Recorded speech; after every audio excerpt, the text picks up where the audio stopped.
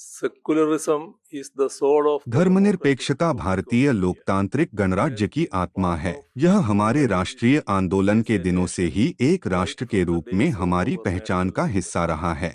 विभिन्न धर्मों से जुड़े लोगों और जो किसी भी धर्म का हिस्सा नहीं थे, उन सबने हमारे स्वतंत्रता संग्राम में सक्रिय भाग लिया था। यह राष्ट्र समान रूप से सभी लोगों और भारतीय समाज के सभी वर्गों का है। धर्म एक निजी मामला है और भारतीय संविधान बहुत साफ शब्दों में कहता है कि हर व्यक्ति को स्वतंत्र रूप से अपना धर्म मानने, उसका पालन करने और उसका प्रचार करने का समान अधिकार है। भारत के संविधान को बनाए रखने की शपथ लेने वालों के तौर पर हमें यह सुनिश्चित करना चाहिए कि हमारे क्षेत्र के प्रत्येक व्यक्ति को समान रूप से यह अधिकार प्राप्त हो।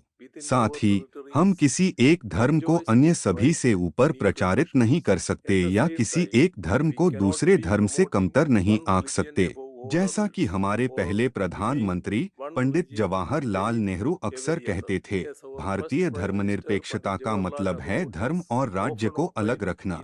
इस अलगाव को बनाए रखने की हमारी एक मजबूत परंपरा भी है। हालांकि हाल ही में धर्म और राज्य को अलग रखने वाली लेकर लगातार धुंधली होती जा रही है। यह उस समय से एक बड़ा विचलन है जब हमारे संवैधानिक पदाधिकारियों को धार्मिक आयोजनों में भाग लेने से आगाह किया गया, क्योंकि इससे एक धर्मनिरपेक्ष राज्य के रूप में हमारी साख पर असर पड़ेगा।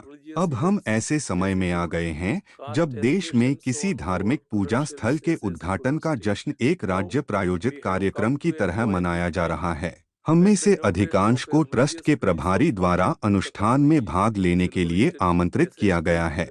हमने इस देश के संविधान को बनाए और बचाए रखने की प्रतिज्ञा की है और इसलिए आइए हम अपनी संवैधानिक जिम्मेदारियों को बरकरार रखते हुए इस कार्यक्रम में भाग लेने से इनकार करके संविधान के धर्मनिरपेक्ष चरित्र के प्रति अपनी प्रतिबद्धता की पुष्टि करें।